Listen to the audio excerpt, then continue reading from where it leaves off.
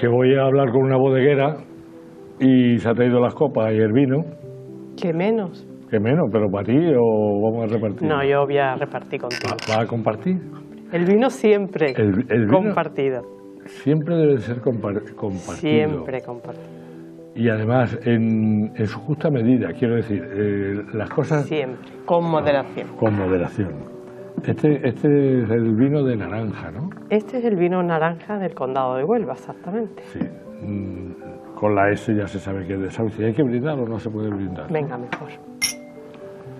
Por la salud y por nosotros, por la salud me hace falta. La salud lo primero.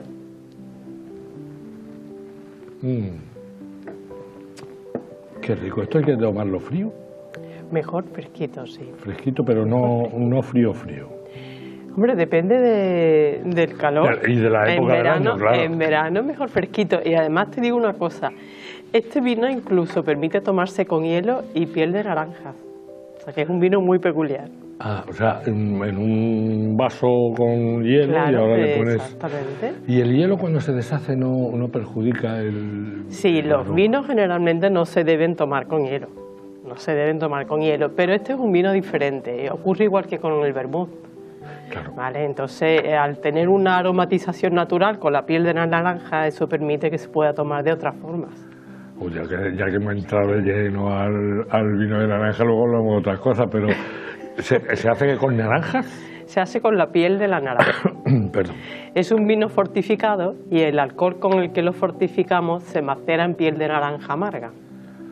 O sea, que eso es como el que macera un atún, quiero decir, que lo tiene macerando allí un tiempo, con lo que sea. Exacto. Y esto es un alcohol... Es el alcohol vínico con el que luego lo fortificamos, pues previamente lleva una maceración con piel de naranjas. Además es naranja amarga, sí. Y ese amargor y esa acidez de la naranja contrarresta el dulzor del vino. Hablabas antes del vermut. Sí. Que también lo tenéis. También lo tenemos. Tenemos un vermut muy bueno. Por tenemos. cierto, yo tengo unas bolitas de plástico, sí, que las congelo y luego las echo en el vermut porque no me gusta que se enguachinen. Que se pongan más aguados, ¿no? Claro, porque así está fresquito, aparte de que puedes tener la botella también en el frigorífico, claro, y eso. No es una opción más para mantenerlo en frío. Claro, eso hay que hacerlo así. ¿Y por qué lleva ese color? Porque antiguamente también lo hacíais. Sí, en la botella te refieres. Sí. Bueno, fue un poco por...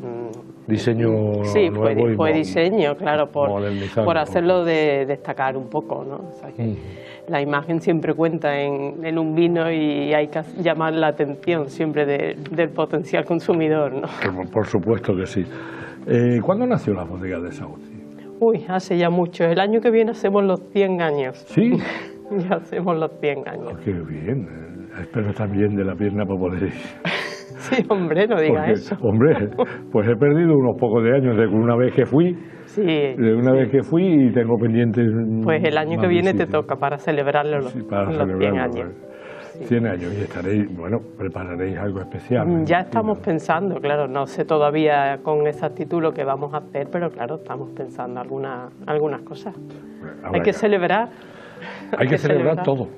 También. Hay que celebrar lo que estamos celebrando. Cada día hay que celebrarlo. Por ejemplo, lo que estamos celebrando ahora mismo, que estemos aquí los dos hablando de tus antepasados, ¿no? Sí. Que fueron los padres de la bodega, ¿no? Sí, realmente, mira, aunque se fundó en el 25 por mi abuelo, en 1925, por mi abuelo Fernando, realmente el origen viene de mucho más atrás, porque eran unos franceses, el apellido Sauce es francés, realmente eso sí, y eran unos franceses que se vinieron concretamente a Boyulla. Y ya se fue pasando la cosa de generación en generación, te estoy hablando de antes del 1800 realmente, ¿no? O sea que el origen vinícola viene de mucho más atrás. ¿Qué cosa? ¿Y por qué vendrían aquellos franceses a Boyullo? ¿Qué se le había perdido en Boyullo, ¿no? Vete a saber.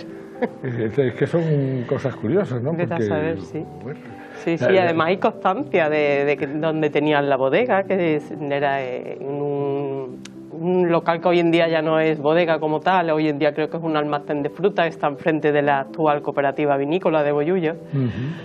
Y sí, hay constancias de las casas que tenía, de los inmuebles, o sea que... ¿Y cuándo toma las riendas don Manuel, tu padre? Pues mi padre, bueno, yo creo que estuvo toda la vida. Mi padre estuvo ahí desde que nació. Como vosotras, ¿no? Más o menos. Totalmente, yo creo que él incluso más, porque tú sabes, antiguamente se empezaba a trabajar mucho más pronto que hoy en día, y él realmente siempre estuvo en la bodega con mi abuelo, entonces se crió allí, y casi como nosotros también. Sí, porque vosotros sois dos... Somos dos hermanas. Dos hermanas, ¿verdad? ¿Merce no es? No, Montserrat. Montserrat. Sí. Montserrat. Pues me confunde siempre el nombre de Montserrat con el de Mercedes, que no tiene nada que ver. Será la patrona de nuestro pueblo, es Mercedes. La Mercedes, la patrona de vuestro pueblo. Está lleno de Mercedes. Que me acuerdo yo de las fiestas de Bollullo, allí en el parque aquel. Sí. Y iba yo con Radio Popular para allá y me acuerdo de tu padre, porque entonces se hacían unas exposiciones. Sí, es cierto. Y además exportaban los exportadores. Los exportadores de vino. Los exportadores la caseta de de los exportadores de vino. Era muy interesante y unas actuaciones muy buenas que venían siempre a Bollullo. Es cierto. Pero muy buenas, muy buenas. Bueno, ¿y vosotros cuándo empezáis ahí en la bodega? A ver, nosotros pues oficialmente, digamos, empezamos en el 2002. El 2002. 2002, pero eso oficialmente. Realmente estábamos desde niña, ¿no? Claro, porque me imagino que en el patio aquel estaríais Siempre, nosotros nos hemos criado en la bodega. Y hemos incluso ayudado a mi padre desde siempre, nos ha enseñado a hacer de todo. Y entonces, pues cuando tienes ese veneno en vena, cuando te has criado en eso, es imposible decirle que no. Es imposible decirle que no. Claro, porque entonces, pues, había que continuar. Claro, eso estaba... Lo que pasa es que don Manuel no era mucho de las mujeres, quiero decir, que no veía mucho en las mujeres para un negocio propio para las mujeres. Es que ten en cuenta que el sector del vino tradicionalmente ha sido muy masculino. Muy masculino, y sigue siéndolo un poco, cada vez más, ¿eh? Menos mal. ¿Sí? Eso también es cierto, cada vez menos. Cada vez menos. Y entonces, pues claro, él no lo veía, esto no lo veía un trabajo para sus hijas. Entonces él decía, no, os dedicáis a otras cosas, a estudiar, tal. Y entonces esto era un tema en casa que ni tan siquiera se tocaba, porque para él daba por hecho que esto con él se acabaría. Ah. Él lo daba por hecho. No, porque es que toda esta gente también dice pues que nosotros vamos a durar más que la bota del vino, sí. Porque íbamos a estar aquí toda la vida. Bueno, pero duró, ¿eh? Sí, duró. Hasta los 94. Gracias a Dios, gracias a Dios. Y la verdad que, bueno, nosotros quisimos continuar, porque, bueno, por el hecho de ser mujer me parece absurdo el dejar algo, ¿no? Por otros motivos, bueno, ya después la vida te va dando mil vueltas siempre, ¿no? Pero por el hecho de ser mujer me parecía absurdo. Por ese como el primero, por decir, exacto. Ahí estoy yo. Exacto. Entonces, pues bueno, nos metimos las dos ya de lleno, ya te digo, estábamos siempre, la ayudábamos de siempre. Y bueno, era simplemente dar un paso más y formalizarlo. Pero don Manuel os puso a estudiar como él le quería, que estudiarais en una carrera porque nos dedicarais a esto, que esto es muy duro y esto es de hombres y esto no... ¿Y estudiasteis? Estudiamos Derecho las dos. Las dos. Y de hecho yo estuve ejerciendo la abogacía durante 15 años. 15 años de abogada. 15 años. ¿Allí en Bollullo? No, yo no estaba en Bollullo, yo estaba en Sevilla. En Sevilla. Y luego ya después, bueno, estaba trabajando en un despacho. Cuando cogí la rienda de la bodega, evidentemente lo tuve que dejar, pero yo seguí con la profesión. Yo ya fui organizando, digamos, mi trabajo, compaginando las dos cosas, el trabajo la bodega y el despacho, y hasta que ya llegó un momento en el que era tal el trabajo que tenía en la bodega. Además, yo entonces viajaba muchísimo, porque me dediqué un poco también a abrir la red comercial de la bodega, entonces era permanentemente viajando y entonces ya era una locura compaginar ambas cosas. Entonces tuve que decantarme por una y obviamente fue la bodega. Fue la bodega. Y en el 2002 lo que creáis es una... Creamos una sociedad entre nosotros cuatro, nuestros padres y nosotras dos. Vosotros, sí, padre y madre y las dos hermanas. Exactamente. Y os dedicasteis ya... Fuisteis tomando la rienda. Fuimos tomando la rienda, que ya te digo, ya estábamos desde antes, pero ya ahí nos metimos cada vez más Y luego ya pues en el 2011 creo que fue cuando yo decidí dejar totalmente la abogacía, porque ya estaba tan metida en la bodega que ya era imposible, ¿no? ¿Y qué tal lo lleváis las hermanas? Muy bien. ¿Es chica también? Sí, nos llevamos perfecto. ¿Quién es mayor? Ella, pero vamos, somos casi iguales, ¿no? Pasamos 22 meses. Entonces, somos casi iguales. Pero nos llevamos bien, discutimos cuando tenemos que discutir, las dos tenemos carácter. Claro, eso está bien, porque eso es... Para llevar un negocio adelante hay que tener carácter. Eso te iba a decir, hay que tener un carácter. Pero nos llevamos bien, sí, además nos compenetramos. ¿Qué sección lleva ella en la bodega? Verás, mira, en una bodega familiar, como en cualquier empresa familiar, realmente las dos hacemos de todo, ¿no? Claro. Las dos hacemos de todo, la que le venga bien un día hace una cosa y si no la otra, ¿no? Pero ya te digo, como yo siempre me centré más en abrir en la red comercial y en estar viajando y demás, pues entonces yo me dediqué más a toda esa parte y ella se dedicó más al tema de la elaboración y la crianza de los vinos y llevar todo el papeleo que hay que llevar en bodega, que es muchísimo, porque ella era la que estaba siempre en bodega, ¿no? Ella es también, cuando luego empezamos a meternos en el enoturismo, ella era también la que realiza esas visitas, pero ya te digo, hay ocasiones en las que invertimos esos papeles, o sea, que depende cómo... Y que también es bueno, ¿no? Porque claro, ella que está casada y tiene niños, ¿no? Sí, pues también la época de tu sobrino, me imagino, la crianza de los chicos también. Sí, se han criado allí, ¿eh? Sí. Yo tenía el padre de mi madrina, que en Cartaya ahí tenía una bodega, la bodega el Gallo se llamaba, y claro, era familiar el vino y además se pisaba la uva, yo llegué a pisar uva también, porque yo creo que es un trabajo bonito y esas cosas hay que haberlas vivido, ¿no? Porque cuanto más cosas hayas vivido en tu vida, más experiencia y de eso tiene, porque ya han cambiado totalmente. Sí, ya ha cambiado todo. Todo ha cambiado en la bodega, inclusive el control de calidad.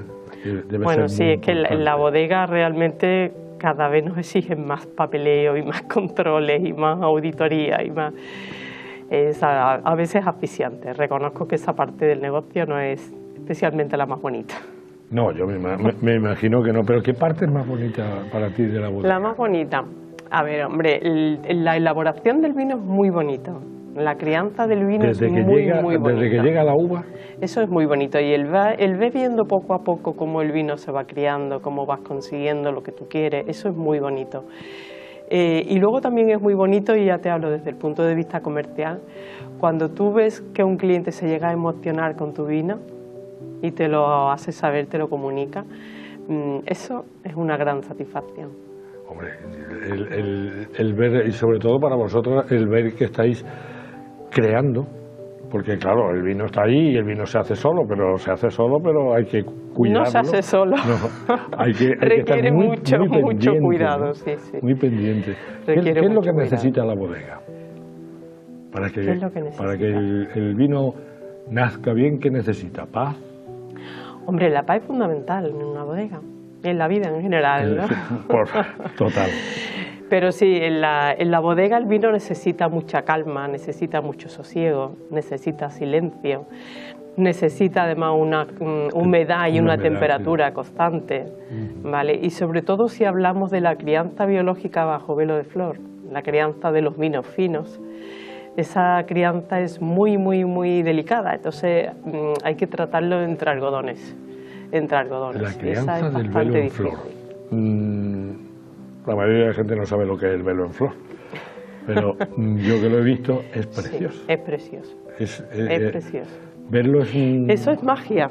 ¿Sí? Es magia, el velo de flor es completamente magia, sí. Mira, para el que no lo sepa, yo le explico, los vinos finos se coge siempre el mosto más delicado, el más fino, de ahí viene su nombre, ¿vale? Entonces, esos vinos se fortifican hasta 15 grados, ¿vale? Que es lo que marca la legislación. Fortificar es añadirle alcohol vínico, ¿vale? Con esos 15 grados, digamos que el alcohol ya no permite que en determinadas levaduras indeseadas nazcan, ¿vale? Pero algunas, digamos las que son, para decirlo de un término coloquial y fácil de entender, las que son más fuertes, las levaduras más fuertes, siguen vivas, ¿vale? Entonces, como las botas, el vino, al meterlo en las botas dejamos un cesto libre, le dejamos una cámara de oxígeno. Entonces, con ese oxígeno, esa levadura, que te he comentado que son más fuertes, pues empiezan a reproducirse. Empiezan a salir por la superficie del vino, empieza a salir como una especie de ramilletes, y por eso se le llama flor. Unos ramilletes que van creciendo hasta que poco a poco cubren toda la superficie del vino. Se crea como un velo que cubre el vino. Por eso se llama velo de flor, ¿vale? Entonces, ese velo lo que hace es, primeramente, proteger el vino, hace que no se oxide, a pesar de que se lleva años en las botas. El vino cuando sale está completamente pálido cuando lo sacamos, pero además también le aporta mucho al vino, ¿vale? Eso es un ser vivo, por tanto se va alimentando del vino, se va alimentando de los azúcares residuales del vino, lo deja seco, se va alimentando de la acidez volátil del vino, lo deja con muy poca, ¿vale? Entonces eso también le aporta mucho al vino, le da esos toques punzantes, le da esos toques almendrados que tienen los finos. Y ese vino que te digo, esa elaboración, esa crianza es muy difícil, requiere una temperatura siempre constante, una humedad constante, le afecta mucho el calor, le afecta mucho el frío, entonces hay que tratar el vino, ya te digo, entre algodones. No hay más remedio. Has nombrado antes el vino fino. Sí.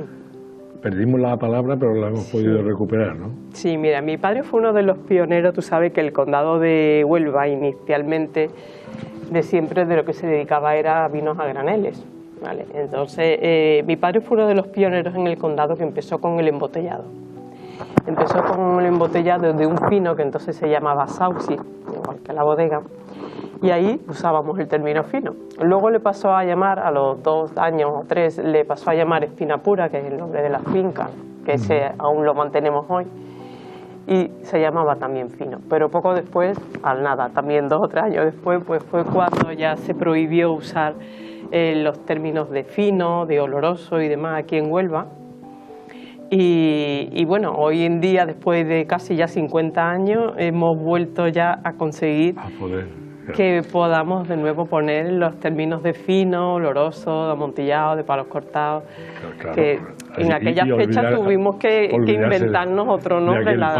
Claro, la denominación de origen se inventó otros términos que lo sustituyeran, que era condado pálido para el fino, condado viejo para el oloroso. Y además son finos, son finos aquí, y aquí en Valladolid no lo tienen, bueno, lo tienen en otro marco. Se elaboran de la misma forma, sea en un sitio o sea en otro, pero la elaboración es la misma, ¿no? Pues se tiene que llamar de la misma forma. El velo en flor, una vez que se ha creado eso, pues ya se puede extraer el vino de la bota y claro, el proceso me imagino que es largo. Sí, bueno, el velo de flor no se debe perder nunca. En el momento que pierdas el velo de flor, el vino se te puede ir. Se estropea. ¿Vale? Claro. Entonces, el velo de flor hay que mantenerlo siempre. Por eso te digo que hay que mantener siempre las condiciones óptimas de la nave de crianza, para que eso se siga manteniendo. Y aparte del vino de naranja, del que ya hemos hablado un poquito, tenemos una colección de vinos que son. A ver, mira, nosotros siempre... El espina pura, que ese es el fino que te he contado, sí, pero nosotros siempre hemos apostado por los vinos tradicionales del condado de Huelva, que eran desde siempre los vinos generosos. Hoy quizás se conozca más el condado de Huelva por los vinos blancos, pero los vinos tradicionales de aquí eran los vinos generosos, o sea, los finos, olorosos, los amontillados, los palos cortados, los vinos dulces, esos eran los tradicionales. ¿Cuándo llegaron los vinos blancos aquí? Pues llegaron cuando ocurrió todo esto que te digo, el cambio de nombre de los generosos y demás. Todo eso, además de que el consumo de los vinos generosos pues empezó a decaer un poco, entonces el condado de Huelva se decantó por los blancos jóvenes, ¿no? Y de hecho quizás fuera la primera denominación de origen andaluza que empezó con los blancos jóvenes, los blancos afrutados entonces, ¿no? Nosotros siempre hemos querido defender los vinos generosos y de hecho somos una de las pocas bodegas que tiene una mayor gama de vinos generosos, ¿no? Pero también tenemos los vinos blancos, ¿vale? Y también tenemos incluso un tinto que lo sacamos hace unos años, ¿no? recientemente para el tiempo que requieren los vinos, ¿no? Te digo, en bodega todos los proyectos son a muy largo plazo, ¿no? Y lo sacamos, la primera añada fue en el 20, que era la añada del 18, porque es un tinto que tiene una crianza de 2 años, ¿no? Nos coincidió el peor año para sacar un vino al mercado, pero bueno, claro. Lo sacamos. ¿Y se mantiene? ¿El tinto? Sí, lo seguimos vendiendo, sí, lo seguimos vendiendo. Tiene su mercado, porque ahí lo difícil yo creo que es, y tú lo sabes mejor que nadie, el mercado que parece que está tomando otras directrices. Quiero decir, antes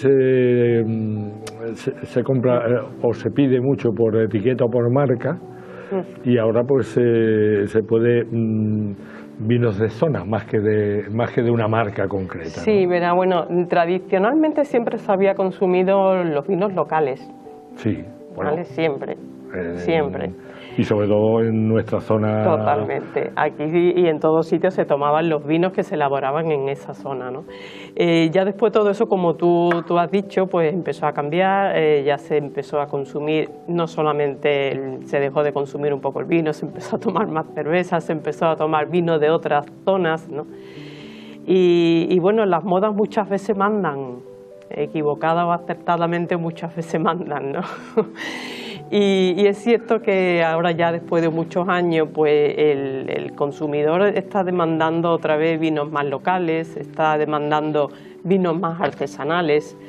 Hubo una época en la que se pedía nada más marcas muy conocidas, que obviamente son siempre de bodegas muy grandes. Y hoy, sin embargo, cada vez son más los consumidores que te piden, que buscan bodegas más pequeñas, más artesanales, vinos más exclusivos, más únicos, uvas autóctonas, que aquí en el Condado de Huelva además tenemos 2, la Zalema y la Listán del Condado, solo existen aquí. ¿Y la Zalema qué pasa? Porque siempre ha tenido mala prensa. Quizá la culpa de los propios gente de Huelva que dicen, es que la Zalema es una uva que es propia y autóctona. Es una uva muy dura, muy fuerte, de hecho aguantó la filosera, ¿no?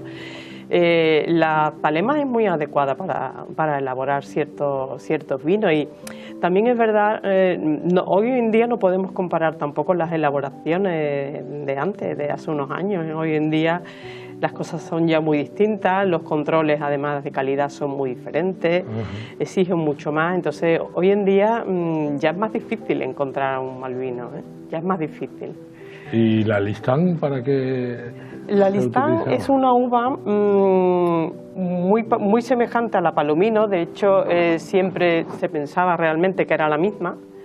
Hay algunas uvas que en determinadas zonas le llaman de una manera y en otras de otra forma, ¿no? Y pensaban que la Palomino y la Listán del Condado ocurría eso. Pero hace unos años la DO le hizo unos análisis genéticos y se descubrió que tenía ciertos matices diferentes, muy leves, pero que tenía una diferencia. Entonces lo pusieron como una uva autóctona también de aquí del condado. Pero es muy semejante a la Palomino. Es una uva que se suele usar generalmente para los vinos generosos, que lo que buscamos ahí, se intenta utilizar siempre una uva plana aromáticamente hablando, porque lo que se busca destacar en esa crianza de vino es precisamente eso, los aromas que da la crianza, no los aromas que da la uva. ¿Ahora se trabaja en laboratorio? ¿Cómo que ahora se trabaja en laboratorio? Se trabaja mucho en laboratorio para ver, para oler, para, sí. No sé... bueno, eso siempre. Eso siempre. Y la uva Palomino es una uva tradicional andaluz. Con la tecnología que hay ahora, pues lógicamente se Hombre, cada vez se va mejorando todo. Se va mejorando todo, ¿no? ¿Es rentable la bodega? ¿Una bodega, un negocio familiar? A ver, todos los negocios tienen sus altibajos, todos, ¿no? El que sea rentable o que no sea rentable puede serlo más, no te digo que no, pero si se sabe posicionar un vino bien, si se sabe elaborar un vino bien, poniéndole pasión a lo que haces, si lo sabes comercializar bien ¿por qué no va a ser rentable? Claro que puede ser rentable. Claro que puede ser rentable.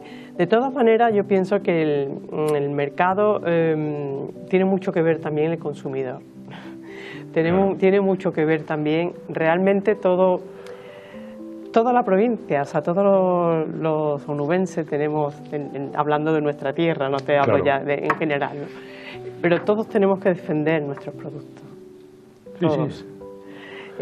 Si nosotros no te hablo ya del vino, te hablo de cualquier producto, ¿no? De que se consuma, que se elabore o que se críe aquí en Huelva o que si nosotros no defendemos nuestros productos y lo que tenemos, la riqueza que tenemos, la despensa que tenemos en Huelva, si no la defendemos nosotros, ¿quién esperamos que la defienda? Entonces, tenemos que creer un poco más en nosotros, tenemos que darle un voto de confianza más a nosotros mismos. Hombre, y debemos de apoyarlo nosotros, pero es que nosotros no... yo no estoy de acuerdo con eso que dice, que es que la gente de Huelva es muy pasota, muy... No, yo no he dicho que sea pasota, yo no digo eso. No, yo tampoco, yo creo que... Yo lo que digo que, verás, cuando alguien viene del norte, por ejemplo, quiere tomar productos locales, no te hablo solo del vino, te hablo en general. Sí, sí. ¿Vale? Y a veces no es tan fácil. A veces no es tan fácil encontrarlo. Es más, claro, hay muchas veces los visitantes que tenemos en la bodega con las visitas y esto del enoturismo. Hay algunos que nos comentan que les ha costado trabajo encontrar algo. ¿Vale? Entonces, yo creo que tenemos que apoyar más nuestros propios productos. Tenemos que creer, porque muchas veces son los de fuera los que creen más en nosotros que nosotros mismos. Es cierto, y sobre todo tú te das cuenta porque estás en las ferias y todas esas cosas. Y cómo no sale, y cómo no llega este producto, ¿no? Que es una pena. Lo del enoturismo viene a ser parecido como lo del mundo toro. Quiero decir, cuando las ganaderías se propusieron, pues mostrar lo que es una ganadería del toro bravo y en este caso la bodega, pues es mira, el enoturismo, el turismo, ¿no? Realmente es bueno por dos cosas. Obviamente es una fuente más de ingresos, ¿no? para una bodega, pero sobre todo lo que más hace el enoturismo es el dar a conocer no solamente el vino a mucha gente, ¿no? Sino qué hay detrás de cada vino, ¿no? Qué trabajo tiene cada botella, cómo es la elaboración de cada vino. A la gente le gusta, luego cuando lo toma le gusta, lo valora aún más, porque le ha gustado qué se le ha contado, lo que ha conocido, qué ha visto en la bodega, ¿no? Entonces lo valora aún más, y ya cuando lo toma de una manera diferente. Y también lo que pasa es que, lo que tú decías, es que nosotros no defendemos lo nuestro, porque tú te pones, hombre, me parece muy bien, pero una zona que tiene un vino blanco, pues muy bueno, pues ¿por qué no pides el de un condado, por favor, que dice don Manuel? Exactamente, un condado, por favor. Un condado. Oye, pídelo, acostúmbrate. ¿Por qué el otro está más bueno? Pues porque lo tomas con más regularidad, pero lo mismo te acompañan unas cosas, los vinos de aquí que... Totalmente, además mira, en todas las zonas hay vinos buenos y vinos malos, en todas. Todas. Incluso una zona nunca es mejor que otra. Incluso con cajas y marcas. Totalmente, sí. Eso es así. Por cierto, he nombrado a don Manuel Infante, gran persona. Así, bueno, lo conocemos desde niña. Nos conocemos desde niña porque él iba muchísimo a la bodega con mi padre, de hecho él le llama a su maestro. Sí. Y bueno, lo hemos visto en la bodega siempre. ¿Y qué va a ser el día que el amigo Manolo diga, ya no puedo más, porque lleva toda la vida ahí? Lleva toda la vida, tú lo has dicho, lleva toda la vida. La verdad que el condado, los vinos, la viña, es su vida. Es lo que sabe él sí. Y lo que enseña. Porque no es de esto así, tú sabes y conoces a muchos bodegueros, tanto metidos dentro de la denominación de origen, y algunos no son tan espléndidos para abrirse y para esto, ¿no? Pero Manolo, no, pero él disfruta, él lo vive totalmente. Él lo vive, sí. Disfruta y lo siente. ¿Y el futuro de la bodega de Sauci cómo es? Bueno, el futuro siempre es incierto, ¿no? ¿Vosotros pensáis nomás que mañana, en pasado, De cara a las Navidades, ¿tenemos algunas ofertas o algo? Porque ya mismo bueno, tenemos en Navidad siempre hay algunas ofertas, por supuesto, claro que sí. Pero bueno, el futuro siempre, nosotros siempre miramos el día, nunca miramos el futuro. El futuro ya nos dirá a nosotros lo que es, ¿no? Esperemos que haya una continuidad y que las generaciones continúen, pero eso nunca se puede saber. Claro, hay que esperar a que las generaciones vayan creciendo y el vino pues vaya también tomando el vino está ahí. El vino está ahí. Y faltan, no sé si faltan o no, viñas, porque tenemos bodegas, sí. Pero el día que falten las viñas, porque unas veces no es un... Eso es un grave problema. No es un cultivo como muy... Eso es un grave problema, pero no es por el cultivo en sí. Quizá hay otros cultivos más rentables, como los frutos rojos y demás aquí en Huelva, ¿no? Pero es un grave problema fundamentalmente porque las nuevas generaciones no quieren el campo. No quieren el campo. Entonces, muchos agricultores, allí, y te hablo de allí mismo en el pueblo, pero sé que eso es algo que pasa de manera generalizada en toda España, muchos lo dicen, es que cuando yo ya no esté, ¿quién va a continuar con la viña? Porque mi hijo ha estudiado, se dedica a otra cosa. Y si siembro paneles solares, de esto, pues fíjate. Y luego eso.